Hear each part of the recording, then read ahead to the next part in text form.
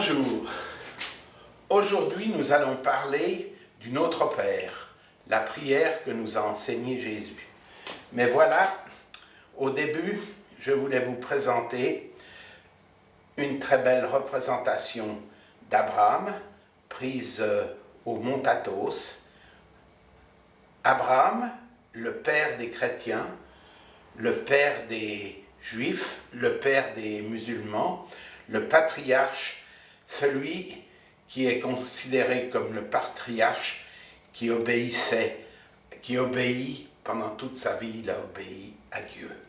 Alors effectivement, il est là parce qu'il arrive à faire ce qui est ici, c'est-à-dire, comme vous pouvez voir, ici il y a son père, ici il y a lui, ici il y a sa femme Sarah, ici sa servante Agar, avec qui il aura un enfant qui s'appelle Ismaël, qui donne les Ismaélites. Ici, il y a Isaac, qui après va nous donner les Israélites. Et puis nous, on est issus en dessous d'être chrétiens et plus bas encore musulmans. Voilà, donc c'est vraiment le fait qu'il est à la base de tout ça. Celui qui vient après, comme on a dit, c'est Jésus. Et Jésus ici, c'est ça qui est beau aussi, c'est que cette représentation vient de la mosquée Sainte-Sophie. Ça paraît complètement fou de pouvoir dire ça comme ça, mais c'est connu, Sainte-Sophie, c'est connu à Istanbul sous Sainte-Sophie. Et puis on sait que c'est une mosquée aujourd'hui. Et voilà, il y a là-bas cette représentation du Christ qui passe, puisque finalement la mosquée est d'obédience musulmane, il passe de l'état de Messie à l'état de prophète, mais enfin, il est là quand même. Ensuite, je vous présente une autre chose, c'est Saint Matthieu. Voilà Saint Matthieu qui écrit son évangile ici. Et vous pouvez voir que l'ange lui dicte ce qu'il doit écrire. C'est une représentation qui se trouve à Rome, dans la chapelle Saint-Louis des Français, et c'est peint par le Caravage. Et à la fin, je vous montre Saint Augustin, ici peint par Antonello da Messina, et sur un bois. Il est à Palerme, là, le tableau est à Palerme, mais on voit cette magnifique tête de ce Saint-Augustin. Saint-Augustin, évêque d'Hippone, dit le Carthaginois, parce qu'il est né sur la terre d'Afrique du Nord. Il était lui-même berbère, mais d'une famille dont la langue maternelle était le latin, parce qu'ils étaient dans une zone occupée par les Romains, donc sa langue maternelle a été le latin. Ses parents étaient déjà convertis. Il devient Saint-Augustin, une personne très importante, puisque c'est lui qui dira qu'il vaut mieux chanter nos prières, parce qu'en chantant nos prières, on est plus attentif à ce qu'on dit. Et alors, moi, maintenant, je vais vous chanter le Notre Père.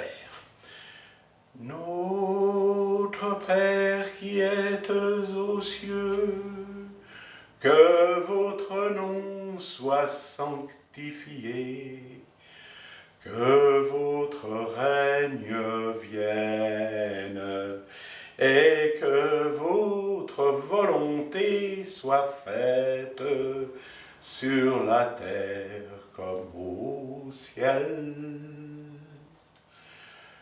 Sur la terre comme au ciel. Donnez-nous aujourd'hui notre pain quotidien, pain quotidien. Pardonnez-nous nos offenses, comme nous les pardonnons à tous ceux qui nous ont offensés, à tous ceux qui nous ont offensés. Ne nous laissez pas tomber dans la tentation.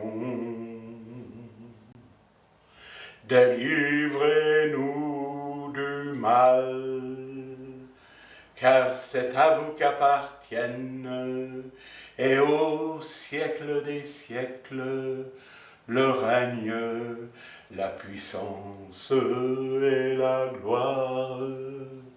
Car c'est à vous qu'appartiennent le règne, la puissance et la gloire pour le siècle des siècles. Amen. Voilà. Maintenant, ce que vous allez voir, c'est un petit film qui a été établi par Pasolini, parce que Pasolini a filmé tout l'évangile de Saint Matthieu. C'est un film magnifique, on vous l'a mis également, si vous voulez le regarder, on vous l'a mis dans les annexes et tout. Mais on a extrait de ce petit film la partie qui traite du pardon. Parce que vous avez entendu que dans cette prière, on traite du pardon. Donc c'est intéressant que vous ayez cette particularité sur le pardon telle qu'elle est exprimée dans l'évangile de Matthieu. Seigneur, si mon frère doit pécher contre moi, combien de fois devrais-je pardonner? Irai-je jusqu'à 7 fois? Non, je ne te dis pas 7 fois, non, mais 70 fois 7 fois.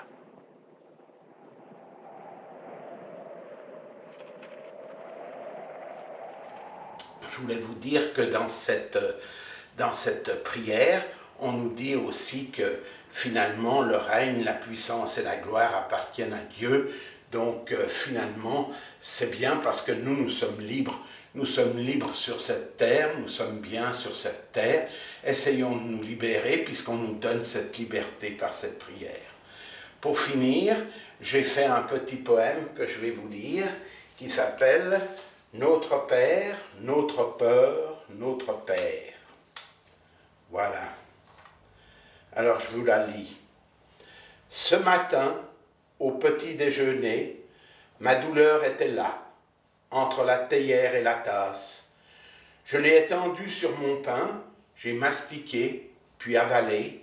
Elle m'est restée sur l'estomac. Perçante, percutante, persévérante. Cet après-midi, sur le divan, ma douleur était là, entre l'angoisse et les mots. Je l'ai déguisée dans mon discours, j'ai raconté puis inventé, elle m'est restée au fond de la gorge, perceptible, perlisible. Ce soir, dans mon lit, ma douleur était là, entre les draps et ma peau. Je l'ai voilée en fantôme, j'ai rêvé puis cauchemardé. Elle m'est restée dans la tête, perfide. Voilà, je vous souhaite une bonne journée et je vous souhaite que du bien, de l'énergie et de l'amour. François Cochet. Merci, Monsieur Casey.